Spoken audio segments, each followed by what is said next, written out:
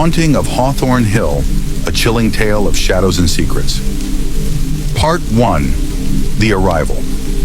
The mansion had stood for over a century, a relic of a forgotten era. For years, it was the subject of hushed conversations and rumors in the nearby village. Locals claimed the house was cursed, its halls haunted by restless spirits. But for Amelia Hayes, Hawthorne Hill was an opportunity, a chance to rebuild her life and uncover her family's mysterious past. Amelia tightened her coat around her as she stepped out of the car. The biting cold felt unnatural for late autumn.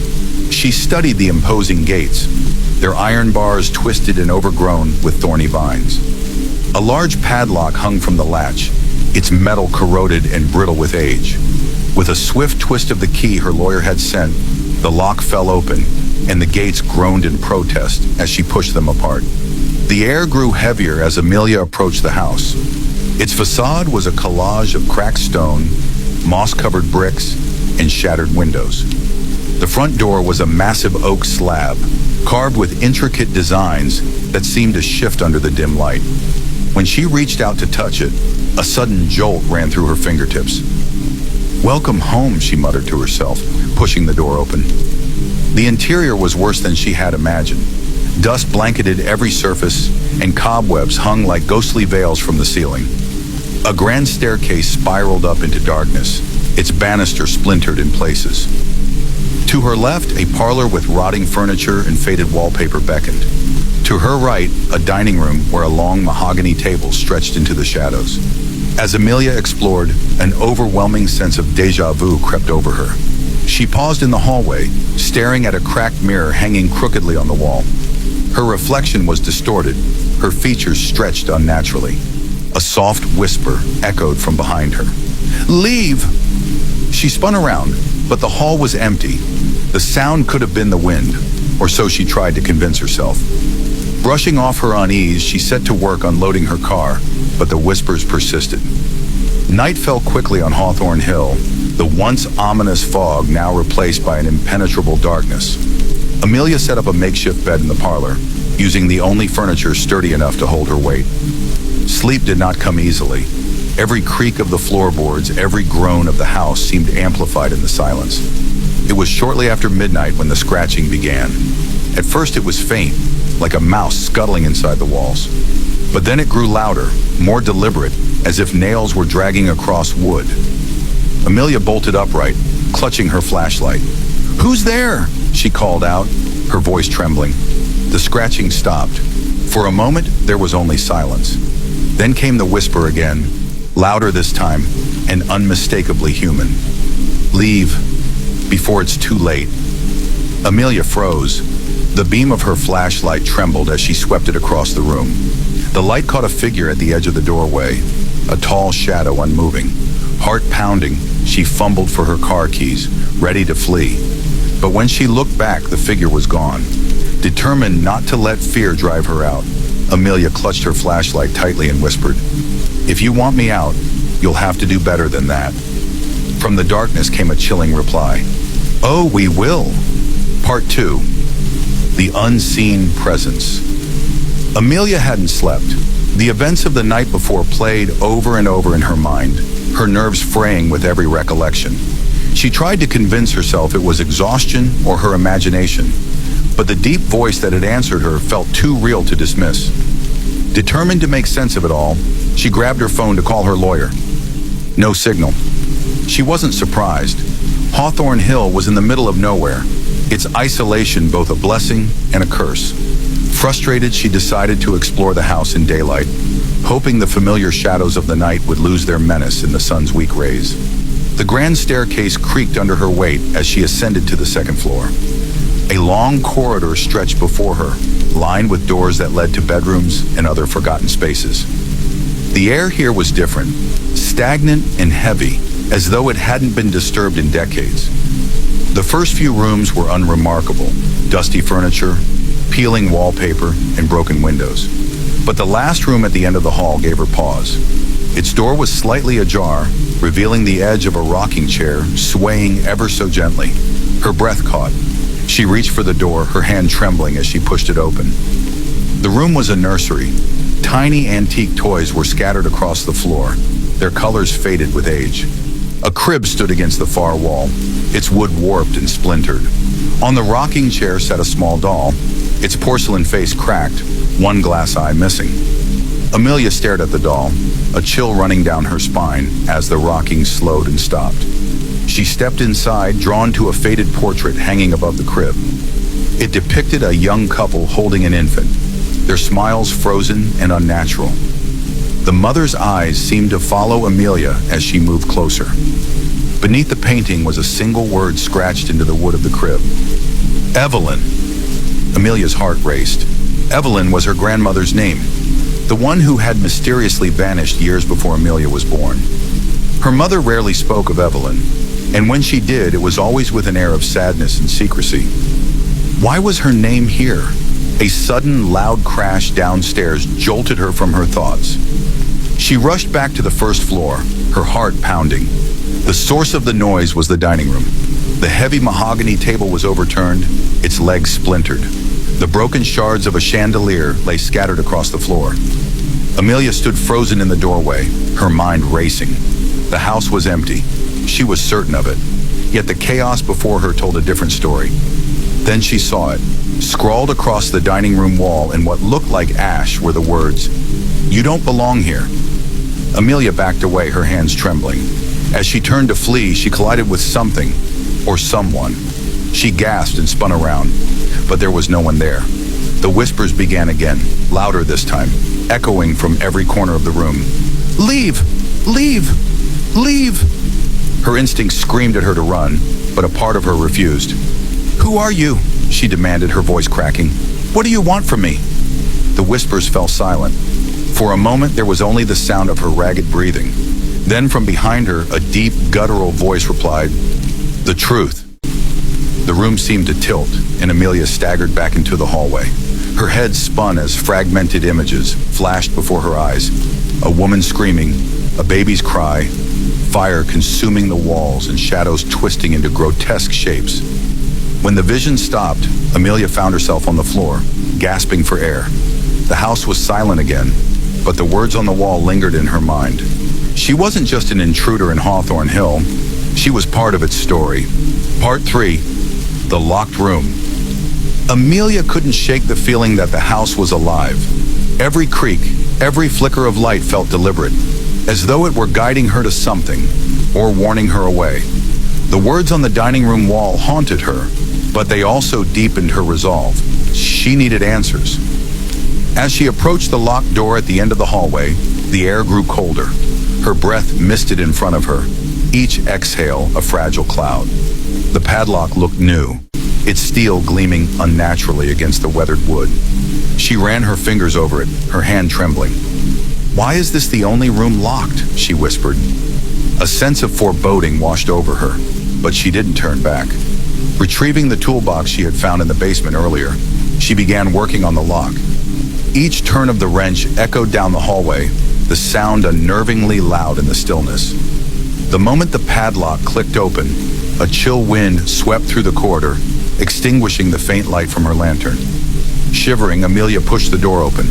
The room beyond was a stark contrast to the rest of the house. Pristine white walls gleamed in the faint light, and the air was heavy with the scent of lavender. A large canopy bed stood in the center, its lace curtains undisturbed.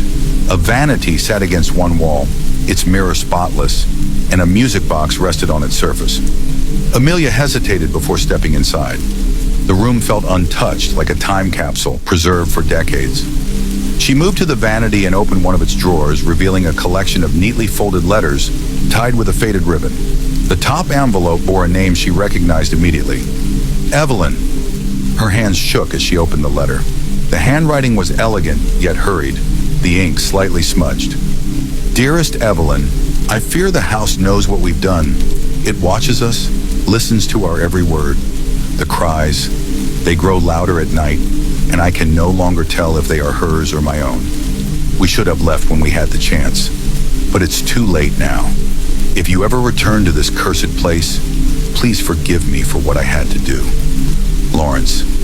A sudden weight pressed against Amelia's chest, making it hard to breathe. She stumbled back, the letter fluttering to the floor. "Lawrence," she whispered. Before she could gather her thoughts, the music box on the vanity began to play. The haunting melody filled the room, its notes clear and sharp. Amelia turned to see the box's lid slowly lifting on its own.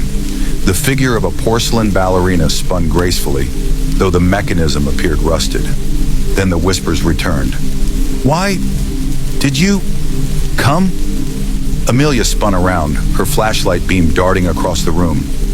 The walls began to shift, the pristine white morphing into charred wood. The lavender scent was replaced by the acrid stench of smoke and decay.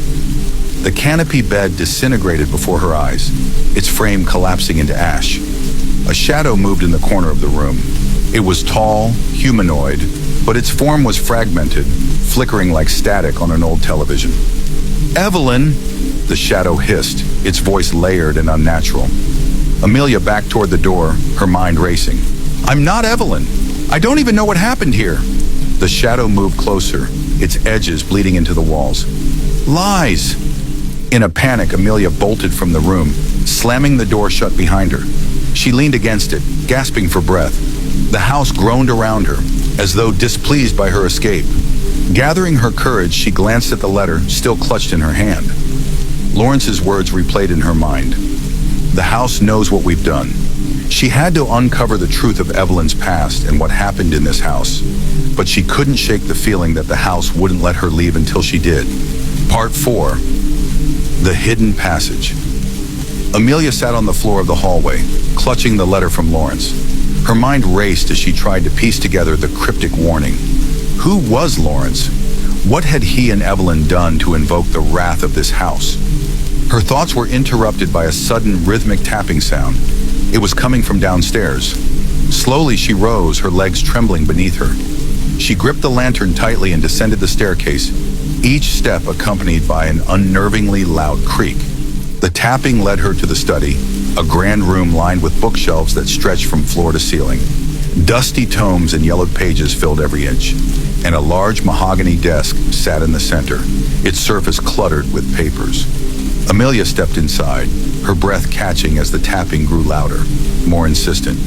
It was coming from behind the bookshelf on the far wall. Summoning her courage, she approached the shelf and began examining it. The books appeared untouched, their spines cracked and worn, but one caught her attention, a leather-bound volume with no title. She reached for it, and as soon as she pulled it, the bookshelf shuddered and slid to the side, revealing a narrow, dark passageway.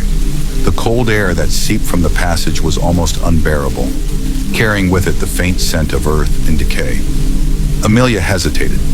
Every instinct screamed at her to turn back, but something, curiosity, desperation, or the house itself, drew her forward. She ducked into the passage, the lantern casting weak light on the uneven stone walls. The space was tight, forcing her to move slowly. After a few feet, she reached a wooden staircase that spiraled downward into darkness. She descended cautiously, each step groaning under her weight. At the bottom, she found herself in what appeared to be a small cellar. The walls were damp, and the floor was packed dirt. In the center of the room stood an altar, its surface stained and cracked. Candles surrounded it, their wax long melted into hardened puddles. On the altar lay a bundle of cloth, tied with a black ribbon. Amelia's heart pounded as she approached the altar. The whispers returned, louder now, overlapping one another in a cacophony of unintelligible voices. She reached for the bundle, her hands trembling as she untied the ribbon.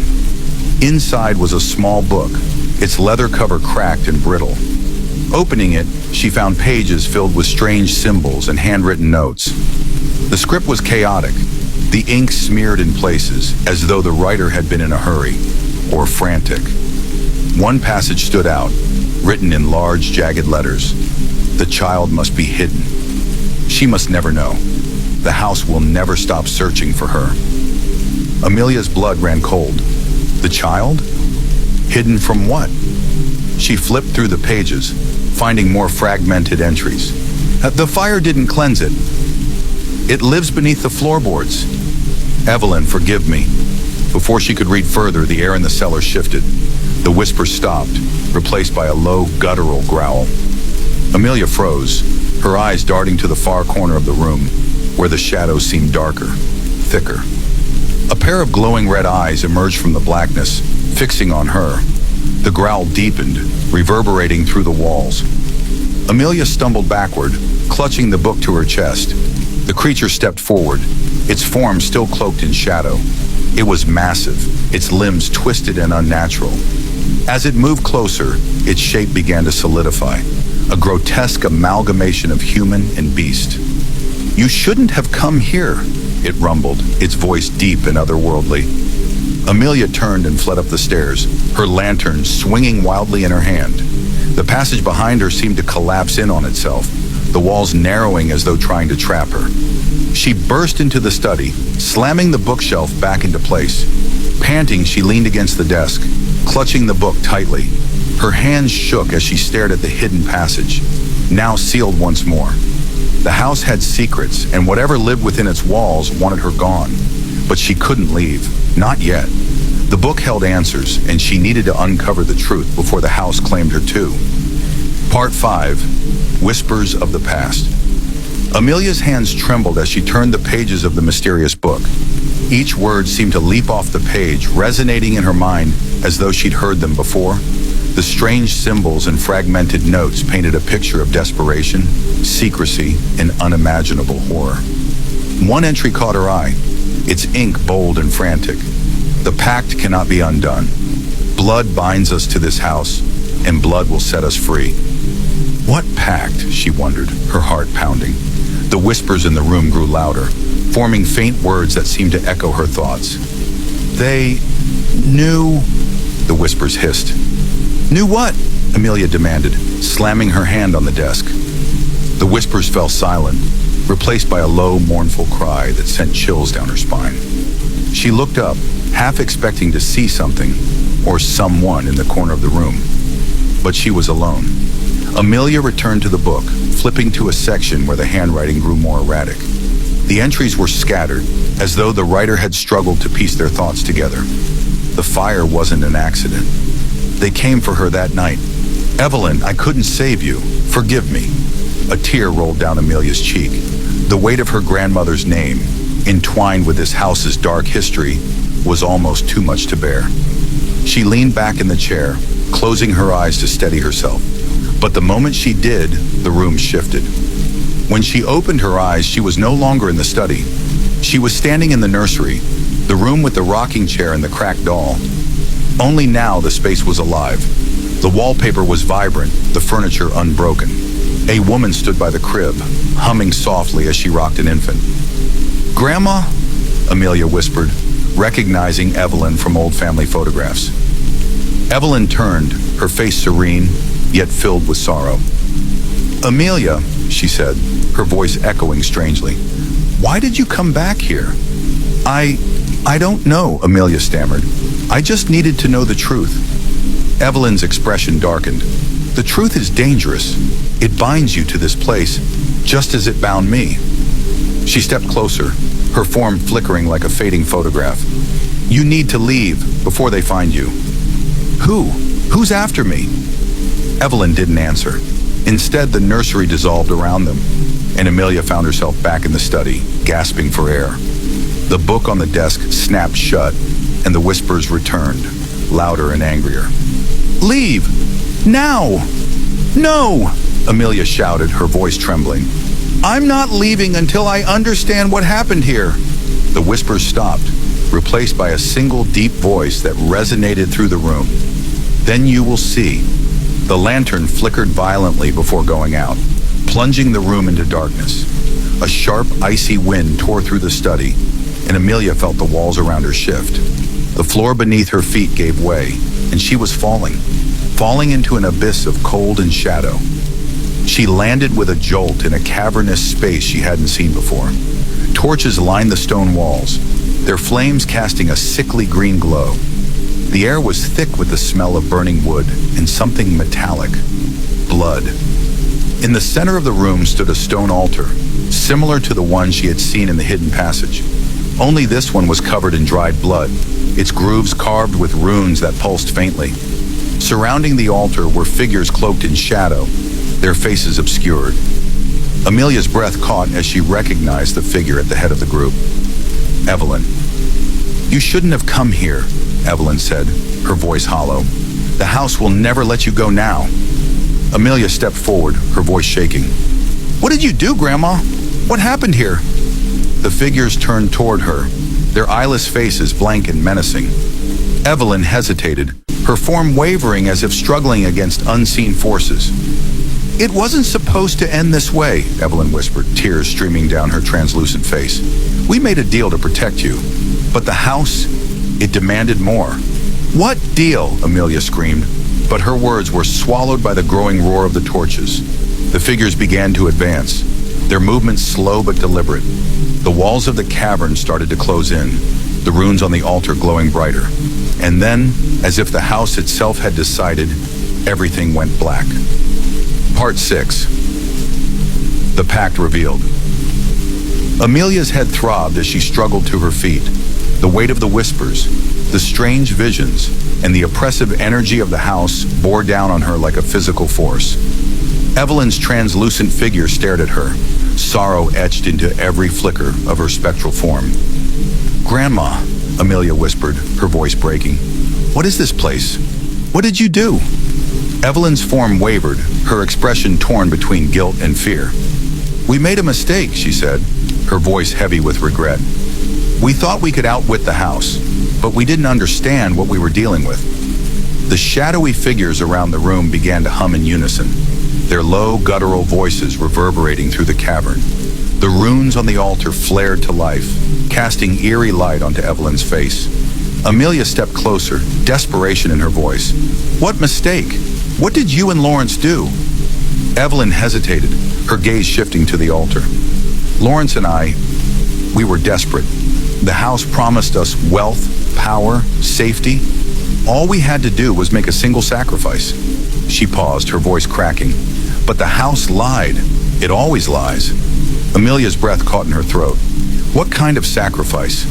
Evelyn's eyes filled with tears as she whispered, "A child. Our child." The room seemed to spin as the words sank in. Amelia staggered backward, her mind reeling. "You sacrificed your own child?" "No!" Evelyn cried, shaking her head. "We couldn't do it. We hid her instead. We thought we could escape the house's wrath by leaving, but it found us. It always finds what it's owed." The whispers grew louder, the shadowy figures closing in. Amelia's heart pounded as pieces of the puzzle fell into place. Her grandmother's disappearance, the family's financial ruin, the rumors surrounding the house, it all led back to this pact. "Who was the child?" Amelia demanded, her voice trembling. Evelyn's gaze met hers, and for the first time, Amelia saw the full weight of the truth in her grandmother's eyes. "It was your mother." Amelia froze, the revelation hitting her like a blow. Her mother, who had always been distant, who had never spoken of her own childhood, had been the one hidden from the house's clutches. And now somehow, it was coming for Amelia. "The house claimed me when I returned to protect her," Evelyn said, her form flickering violently. "And now it wants you. It will never stop." "No," Amelia said, shaking her head. "There has to be a way to end this." Evelyn glanced at the altar, her expression grim. "The pact can only be undone by blood. The bloodline must be severed." "What does that mean?" Amelia asked, her voice rising with panic. Before Evelyn could answer, the shadowy figures surged forward, their eyeless faces turning toward Amelia. The air grew heavy, suffocating, as their guttural voices rose in a deafening crescendo. "Amelia!" Evelyn shouted, her voice cutting through the chaos. "Run! Find the truth in the attic. It's the only way." The shadows lunged, their forms coalescing into a massive, writhing shape. Amelia turned and ran, her lantern flickering wildly as she scrambled up the stone staircase. The cavern seemed to collapse behind her, the walls groaning and shifting as though alive. She burst into the study, slamming the hidden passage shut. The house groaned around her, the whispers now a roar. She didn't stop to catch her breath. She bolted up the stairs to the attic, Evelyn's final words echoing in her mind. The attic door was sealed with chains, their metal cold and unyielding. Desperation fueled her as she grabbed a nearby candlestick and struck the lock repeatedly. Sparks flew and the chains fell away. Amelia pushed the door open, stepping into a space thick with dust and forgotten memories. Old trunks and furniture were piled haphazardly, but in the center of the room stood a single, unmarked chest. She approached it cautiously, her hands shaking as she lifted the lid. Inside was a bundle of papers, a photograph, and a knife with a hilt covered in intricate runes. The photograph was of Evelyn and Lawrence holding a baby in front of Hawthorne Hill. The papers detailed the original pact, an agreement signed in blood between Lawrence and an unnamed entity. The final clause chilled her to the bone. The bloodline binds the house. The bloodline must break to set it free. Amelia's eyes fell on the knife. Her hands shook as she picked it up, the cold metal sending a shiver through her body. The house trembled, its groans echoing through the walls. The shadows began to seep into the attic, their whispers promising pain and destruction. Amelia tightened her grip on the knife, her heart pounding. She understood now what had to be done, but could she go through with it? Part 7, the final sacrifice. Amelia's breaths came in sharp, shallow gasps. The weight of the truth, the monstrous pact, and her role in it pressed down on her like a physical force. The runed knife trembled in her hands, its blade impossibly cold. The shadows circled closer, their whispers forming words now. Blood must spill. Stop! Amelia cried, her voice breaking. There has to be another way. But the house groaned in defiance, its ancient beams creaking as the walls seemed to close in around her. The shadows pressed closer, and from their depths emerged the monstrous form she had seen in the cellar. Its glowing red eyes locked on her, its voice rumbling like thunder. You cannot escape, it growled. The bloodline binds you to this house. End it, or be consumed. Amelia's grip on the knife tightened as her mind raced. The pact had cursed her family for generations, and now it demanded a final payment. But was it her blood the house wanted, or something more?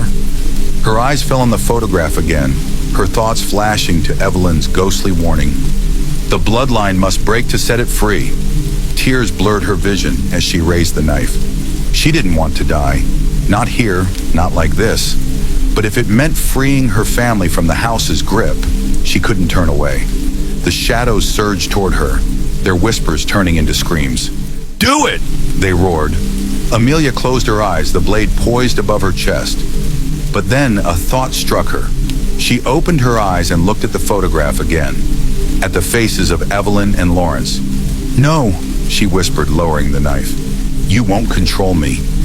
The house roared in fury, the shadows lashing out. Amelia ducked and grabbed the papers from the chest, her eyes scanning the text for anything she might have missed. And there it was, scrawled in the margins of the contract. A willing sacrifice of the object of the pact will sever the bond. Her heart raced as realization dawned. It wasn't her blood the house wanted.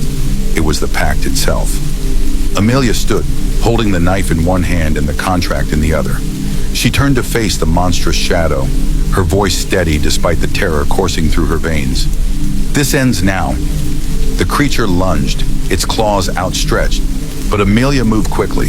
She plunged the blade into the heart of the contract, the runes on the knife glowing brighter with each passing second. The house screamed, a deafening, otherworldly sound that shook the very foundations.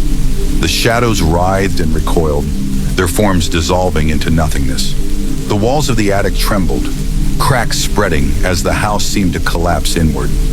Amelia held her ground, the knife buried deep in the contract. The runes flared one final time, and then there was silence. The oppressive darkness lifted, replaced by a pale golden light that streamed through the attic window. The house was still, its malevolent energy gone. Amelia sank to the floor, her hands trembling as she let the knife and the remnants of the contract fall. She looked around, half expecting the shadows to return, but the attic was empty, peaceful even.